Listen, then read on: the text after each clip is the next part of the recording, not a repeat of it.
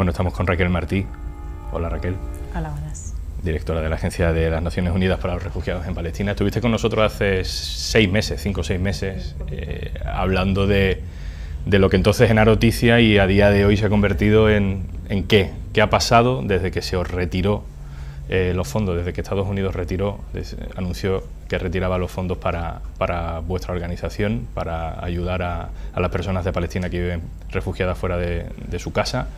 De eso hace, como digo, 6 meses. ¿Qué ha pasado? Bueno, pues tomamos la decisión de que nosotros no íbamos a abandonarles y que íbamos a hacer todo lo que estuviera en nuestra mano para poder seguir apoyando, defendiendo sus derechos y defendiendo su dignidad. En estos 6 meses hemos conseguido acabar el curso escolar, el que comenzó en el 2017 y acababa en junio del 2018.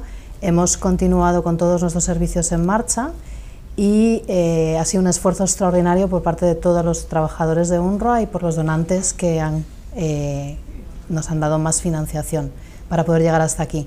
El problema es que ahora tenemos por delante otros 6 meses en los que necesitamos que nos den más financiación para poder mantener todos los ayuda y todos los servicios esenciales que destinamos a la población refugiada de Palestina. Pero entiendo que con las señales que percibís desde Estados Unidos no va a ser Estados Unidos quien vuelva, digamos, a ofrecer ese dinero. Ellos no van a dar marcha atrás, ¿no? Viendo el ejemplo de lo que están haciendo en la frontera de Estados Unidos con México y cómo tratan a sus propios migrantes de su propia frontera, entiendo que no veis factible que Estados Unidos vaya a revertir ese recorte de ayudas a la UNRWA. Desafortunadamente no tenemos ningún indicio positivo de que vayan a darnos la financiación que han venido dándonos otros años y que esos 300 millones que echamos en falta vayamos a recibirlos finalmente. ¿Y entonces qué? ¿Dónde estáis buscando el dinero? ¿Cómo se financia vuestra agencia? ¿A quién hay que tocarle la puerta? ¿A quién estáis tocando la puerta para salir de esta situación? Bueno, yo creo que es esencial primero saber qué es lo que hacemos y por qué es tan importante que sigamos necesitando ayuda, financiación y apoyos. UNRWA es la única agencia hoy por hoy que se dedica a preservar la dignidad de los refugiados de Palestina y sobre todo sus derechos. UNRWA además gestiona la educación de los niños refugiados y las niñas refugiadas de Palestina. Tenemos colegios para 500.000 de niños y niñas y esto es lo más importante para la población refugiada de Palestina. Es una población que se encuentra en la diáspora, que es un pueblo, es una cultura y se transmite sobre todo a través de la educación. Es lo que les da coherencia como sociedad. Quitarles la educación es lo peor que les puede pasar a los palestinos y a los refugiados de Palestina. Si UNRWA no tiene financiación, no puede llevar a cabo su mandato, que es la educación.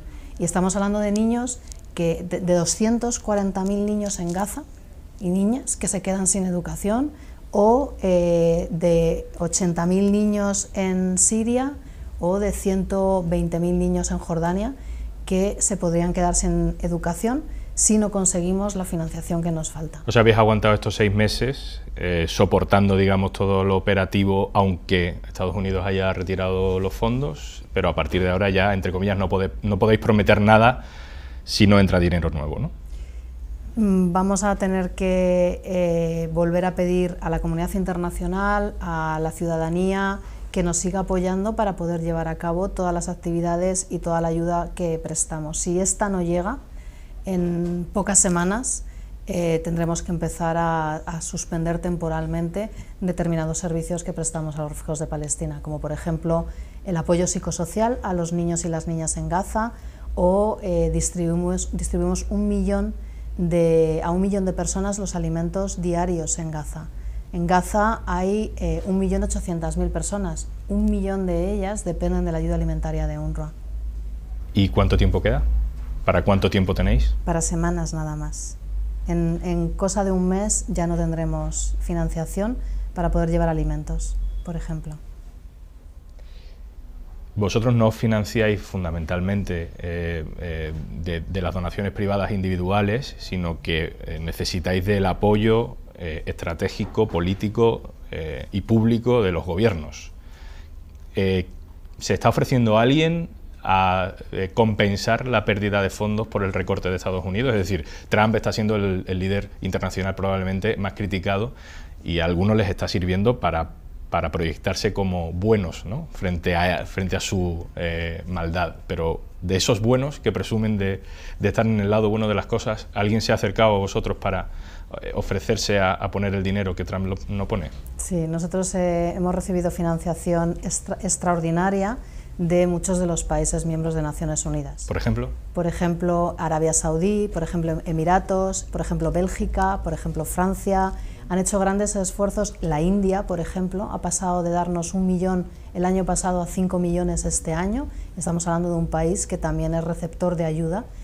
Japón ha hecho un esfuerzo también muy grande para aumentar la financiación, pero aún así estamos hablando de 300 millones de dólares y no ha sido bastante este esfuerzo. 300 millones de dólares que en términos microeconómicos pues es mucho dinero, pero en términos macroeconómicos es muy poco. Es muy poco, sí, realmente es muy poco. O sea, realmente se podría haber llegado a esta cantidad hace 2 días que estuvimos en la conferencia en la Asamblea General de Naciones Unidas con todos los países miembros de Naciones Unidas, que hicimos un llamamiento para explicarles la situación y la necesidad que teníamos, y se podría haber obtenido más financiación de la que hemos obtenido. ¿Y España? ¿Cuál es el rol de España en esto? Entiendo que con el nuevo gobierno veis posibilidades de que España aporte algo a la agencia. Con el nuevo gobierno, sinceramente, tenemos expectativas de que la contribución que hemos estado recibiendo hasta ahora aumente y que, dada la situación este año, España haga un esfuerzo considerable por volver a estar entre uno de los financiadores más importantes de Naciones Unidas y en concreto de UNRWA. ¿Quién sería vuestra interlocución natural? ¿Quién es el ministro o ministra que en teoría tiene en su cartera? Ministro de Asuntos Exteriores, Borrell, y el nuevo secretario de Estado para la Cooperación Internacional. ¿Habéis hablado ya con ellos? Estamos en negociaciones. Y lo dices con una sonrisa. ¿Podemos tener noticias los próximos días? Esperemos tenerlas, esperemos de verdad tenerlas. Yo creo que se han dado pasos ya muy importantes en la política de cooperación española y en la postura del gobierno español con la crisis de los refugiados en Europa, y estamos seguros que también la situación de los refugiados de Palestina va a ser un tema que vayan a querer apoyar y abanderar. ¿Qué necesitáis del Gobierno de España? ¿Que aporte una cantidad de dinero? ¿Que abra puertas a que otros gobiernos también lo puedan hacer? ¿Qué es lo que le estáis pidiendo? Lo que estamos transmitiendo a todos los donantes es que necesitamos, por un lado, el apoyo económico, es obvio, es necesario y tiene que ser más rápido porque nos quedan pocos días, pero también estamos pidiendo apoyo político.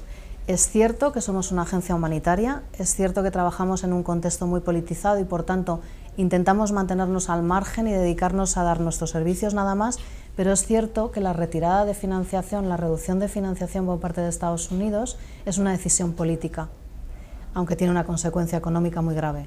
Y lo que estamos pidiendo ahora a nuestros donantes es que recibamos también su apoyo político. UNRWA tiene que mantenerse, UNRWA no puede desaparecer, porque si UNRWA desaparece, los refugiados de Palestina se quedan a la deriva sin que nadie reconozca sus derechos. Y esto es algo que no nos podemos permitir. Os definís como agencia humanitaria, pero como dices, estáis en una encrucijada política y en un conflicto geopolítico connotado ideológicamente, bueno, del top 5, ¿no? de los grandes conflictos que así diría que definen la ideología de mucha gente en el mundo. ¿Cómo convivís con esas tensiones geopolíticas incluso en el seno de las propias Naciones Unidas, donde efectivamente Estados Unidos y Israel están bloqueando permanentemente soluciones para las víctimas del conflicto, para las víctimas palestinas del conflicto? ¿Cómo encaráis esa inmovilidad de la comunidad internacional? Bueno, nuestro mandato es muy claro, es un mandato humanitario, es un mandato en el que dedicamos todos nuestros esfuerzos a preservar la dignidad de los refugiados de Palestina, pero también sus derechos. Nosotros tenemos que prestarles servicios educativos, sanitarios, también de ayuda humanitaria y de emergencias. Pero hay una cosa que, aun siendo agencia humanitaria, nosotros no podemos tolerar. Son las violaciones de los derechos humanos. No tomamos partido en el conflicto, no decimos cómo se tiene que solucionar el conflicto, ese no es nuestro mandato, pero lo que sí que hacemos como Agencia de Naciones Unidas es defender los derechos de los refugiados de Palestina y denunciar aquellas violaciones que se cometen. Y estas violaciones son el día a día de la población refugiada de Palestina y de los palestinos en general. Es una población que está desprovista de derechos y que tiene una crisis enorme de protección, no solamente humanitaria. Los palestinos no tienen derechos. Estamos hablando de una población, en primer lugar, que lleva 70 años como refugiados. Cuando tú hablas de 70 años, cuando hablas de los refugiados de Palestina, acumulas una serie de cifras que probablemente para nosotros no tienen ningún sentido. 70 años como refugiado, ¿qué significa? Si tú, por ejemplo, piensas en 70 años, ¿qué ha pasado en España? ¿Qué nos ha pasado a los españoles en 70 años? Y tú le preguntas a un palestino, a un refugiado que vive en un campamento de refugiados en Líbano, ¿qué les ha pasado en 70 años? Y te van a decir, nada. Mi abuelo llegó aquí, mi padre ha nacido aquí, yo he nacido aquí y yo estoy criando aquí a mis hijos. Y llevo 70 años sin derechos. Eso es una cifra, por ejemplo. Cobra sentido cuando te la cuentan ellos, ¿no? Hablamos de 50 años de ocupación, 51 años de ocupación ya. ¿Qué significa? Pues que gente de mi generación no han conocido los derechos y han vivido siempre privados de ellos, ocupados militarmente y una ocupación militar que se ejerce por la violencia. Si nos vamos a Gaza y hablamos de 11 años de bloqueo, ¿de qué estamos hablando? De que hay una generación de niños y niñas, 260.000 niños en nuestras escuelas, que jamás han salido de Gaza en su vida, que viven en la cárcel más grande del mundo. Y estas son las cifras. Muchas veces las repetimos, pero como digo, no tiene significado hasta que no empiezas a explicar exactamente qué es lo que les pasa a esas personas. ¿Israel celebraría la desaparición de UNRWA si sucediera por falta de fondos? Sería un grave error para Israel, porque tendría que asumir las necesidades y el bienestar de 5,3 millones de refugiados. Voy a cambiar totalmente de tema, pero le tengo que preguntar si alguna vez se había planteado que le iban a preguntar en alguna entrevista sobre Eurovisión. ¿Se lo había planteado alguna vez? No, pero ya sé lo que me vas a preguntar. Claro, pues tengo que hacerlo. Porque sabe que ha traspasado, más allá de la vida cultural, musical de Eurovisión, ha traspasado el asunto al ámbito de lo político. La celebración de Eurovisión el año que viene en Israel, y además Israel quiere que sea en Jerusalén, se ha convertido en una oportunidad para el lavado de cara del gobierno israelí con respecto a los conflictos de todo tipo, especialmente el que tiene que ver con Palestina. ¿Qué les parece? Que en una situación donde la comunidad internacional debería ser cada vez más agresiva con las políticas de Israel, dado que son cada vez más agresivas con los palestinos, bueno, haya una oportunidad de lavado de cara de este calibre? Bueno, creo que desde el punto de vista de Naciones Unidas, Jerusalén Este no puede ser reconocido como la capital de Israel y por tanto no deberíamos de normalizarlo como así fuera. Estados Unidos no está muy convencido de eso, está dando pasos, aunque dubitativos, pero está dando pasos como parece que se va confirmando para reconocer de facto u oficialmente a Jerusalén como capital de Israel. Y esta operación, vamos a llamar política, no solo cultural, de celebrar Eurovisión en esa ciudad, va en ese sentido. ¿Qué puede pasar? ¿Puede haber reacción por parte de otros países que sí están comprometidos con los palestinos y con los refugiados palestinos ante ese tipo de decisiones? Bueno, yo me imagino que será una polémica si se lleva definitivamente el festival a Jerusalén, pero yo creo que ha sido todavía más grave el traslado de la embajada de Estados Unidos a Jerusalén y realmente tampoco ha pasado mucho. Sí que es cierto que ha habido protestas por parte de los palestinos y que esas protestas han llevado a muchos de ellos a perder la vida por francotiradores israelíes, pero realmente yo no creo que esto vaya a significar más allá que un hecho simbólico. Yo creo que lo importante es acabar con la ocupación de Israel sobre Palestina y esto incluye Jerusalén Este. ¿Cuál es el calendario que nos queda por delante? Vamos a ser optimistas con el apoyo de España y vamos a ser optimistas con que eso abra la puerta a algún otro apoyo. Me decía que se acaba el dinero en un mes, pero bueno, que no se acabe el dinero no es suficiente, ¿no? Hace falta algún tipo de compromiso a medio o largo plazo para que los refugiados palestinos puedan seguir teniendo los servicios que vosotros les lleváis. ¿Cuál es el calendario de subsistencia? Sí, en primer lugar, yo creo que lo que es importante, llegados a este punto, es encontrar una solución para los refugiados de Palestina. Si UNRWA ha estado trabajando durante 68 años es debido al fracaso de la comunidad internacional por buscar una solución justa y duradera para los refugiados de Palestina. Con lo cual ese es el primer punto que habría que abordar. Después, en el mientras que se encuentra esta solución, lo que hay que es dotar de fondos a la agencia, además de fondos predecibles. No puede ser que cada año tengamos que estar adivinando cuánto dinero vamos a obtener, sino que cada donante podamos prever con él cuál va a ser la financiación en 2, 3, 4, 5 años, ¿no?